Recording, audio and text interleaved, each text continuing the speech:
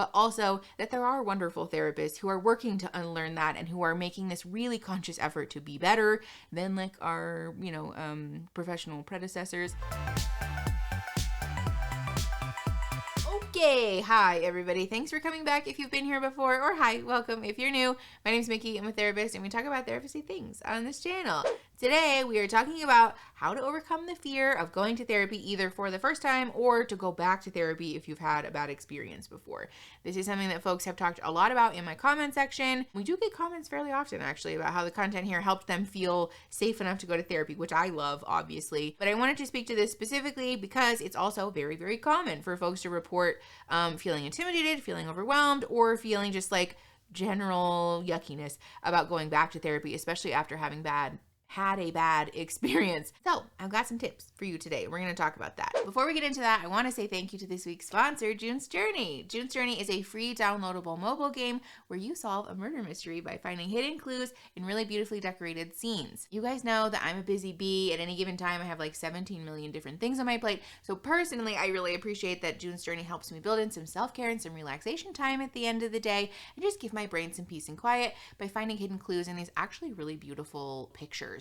My other favorite thing about June's Journey is that besides combining the relaxation of finding hidden clues with the murder mystery plot that keeps you engaged in the story, they also give you rewards when you finish your scenes. You can use your rewards to decorate your garden island and also to remodel and customize your mansion, and I love a cute little home decor moment, so I'm usually collecting the decorations like a fiend. And for the third year, June's Journey will be participating in the Green Game Jam, which means that players can join in on Wildlife Week to benefit the Himalayas. From May 31st to June 6th, players will get the chance to collect new animal decorations from limited time events, and if players collect 500,000 decorations, Google will donate $100,000 to protect the Himalayas. My favorite part about this event, though, is that if the milestone is reached, every player who collected at least one animal decoration will get the Horn of the Himalayas, which is a never before seen decoration in the game. Look how cute he is. I just love him, and I can't wait to get him. I could go on and on about how much I love June's Journey, but instead of doing that, I have a link in my description for you guys to go and download it so that you can fall in love your own self. So go click the link in the description, download June's Journey, show them some love for showing me some love. Thank you so much to June's Journey for sponsoring this week's video. Let's go ahead and hop back in. Also, as a quick caveat before we get into the content, I want to be super clear that everything that we talk about on this channel and in this video especially is intended for broad strokes education and learning. This is not therapy. It cannot be therapy. It has not, never will be therapy. However, if you do want to find a therapist, there are always links in my description for you to go find one if you want. Okay, let's get into my tips. Thing number one is to learn what to expect. I actually have videos on this channel about what to expect from a first therapy session and what you should expect from a good therapy session generally. I will put those up here if you want to watch them. But knowing what we're walking into, having some education about what's going on, what to expect, what to look for as good signs or as like bad signs, can go a long way in easing the anxiety that we have either about doing something new or about doing something that was not so fun in the past. And so I want to encourage people, if you're someone who feels put at ease by educating yourself, learning about things, if you're the person who watches videos of your medical procedures before they happen to you, same, first of all, but also channel that same energy here. Consume some information about what it looks like to go to therapy, etc., because that's allowed, that's okay, and it can be great to help ease that feeling of yuckiness. Thing number two is to remember that you are in charge.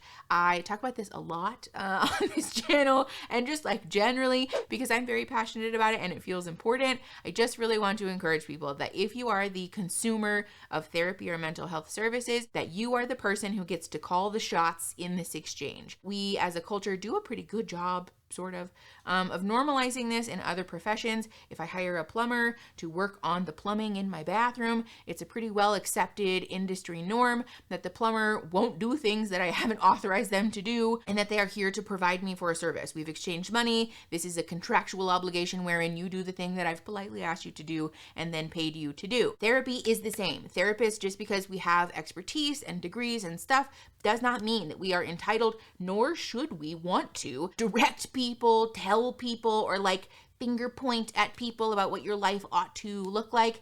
That's shitty. That's like a weird power issue. There's already power dynamic stuff that we have to work through in therapy. And so it's not cool for therapists to be doing this to you. So please remember that first of all, you are the person who holds the power in this exchange and you are allowed to say clearly, this is what I want, this is what I do not want, this is what I'm willing to put up with, this is what I'm not. And also please remember that if a therapist conducts themselves in a way that isn't honoring of that truth about therapy, you are allowed, no explanation needed, to get up and fucking leave, or to leave that session and never contact them again. Therapists who cannot or will not respect your boundaries are shitty therapists, and so you don't owe them anything. You are allowed to take that care into your own hands and to be clear and advocate for yourself about your own care and well-being. I think this is especially key to talk about too for folks who've had bad past experiences, because a lot of times that happens when therapists are, first of all, behaving themselves in ways that aren't good, but also because folks can feel kind of unsure about am I allowed? Is it okay for me to say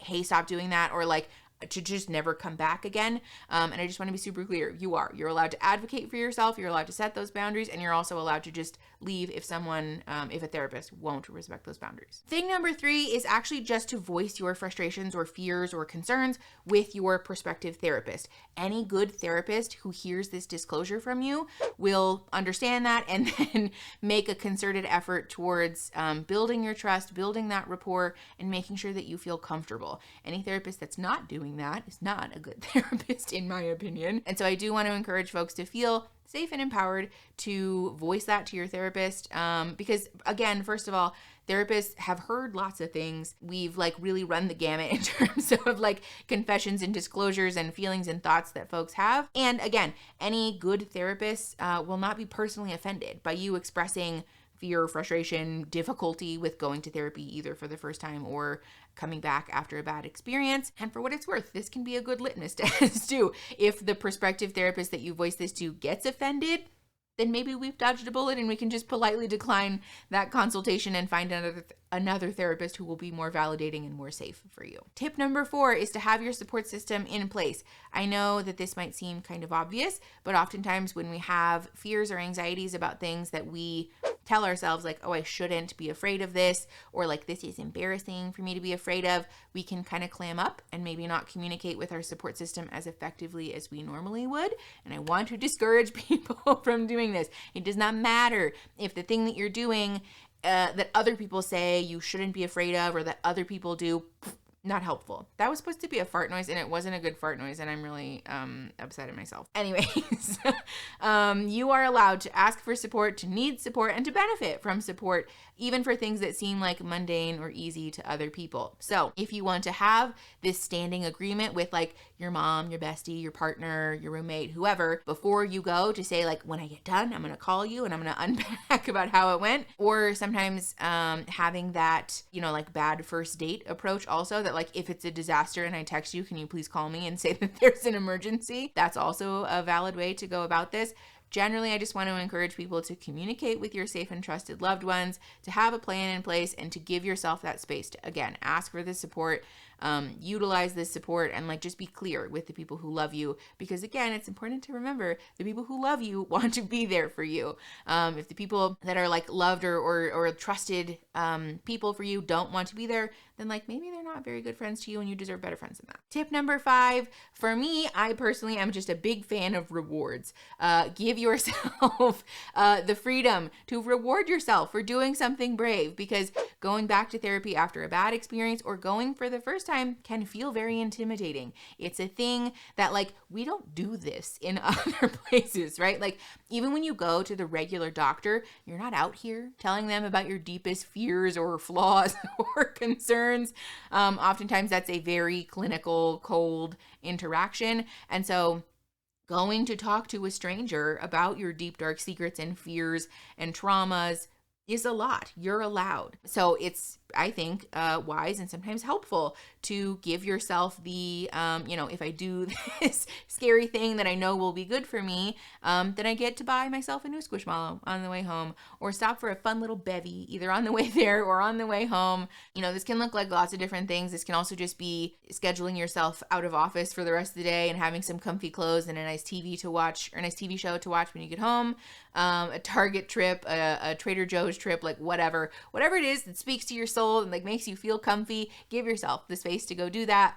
Because again, I think first of all, it can be actually very healing for our inner child. But second of all, it's just fun and you're allowed to have fun and to want a reward for doing something that's brave. So be nice to yourself about that. I know that going to therapy generally, and especially going back after a bad experience, can feel like a lot. And I do also very much want to honor that therapists and the therapy community have not always done a great job of being the safest people or being like the best at our job of rapport building and safety building.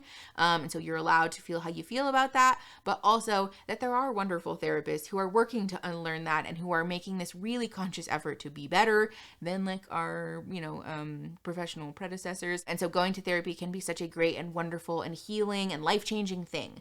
So I want to encourage folks, again, utilize those links in the description if you need them, but also be nice to yourself, be kind to yourself, because again, going to therapy generally is overwhelming and a lot, but also very worth it at the end. If you made it this far, thank you for watching. Don't forget to go and click the link in my description to download June's journey and show them some love for showing me some love. And if you like the video, subscribe to the channel. We do talk about stuff like this, but we do also do a cute pop culture moment, so I'd love to have you stay for that. And share the video to help the channel grow and to help the channel grow, and I will see you guys next Saturday. Okay, bye.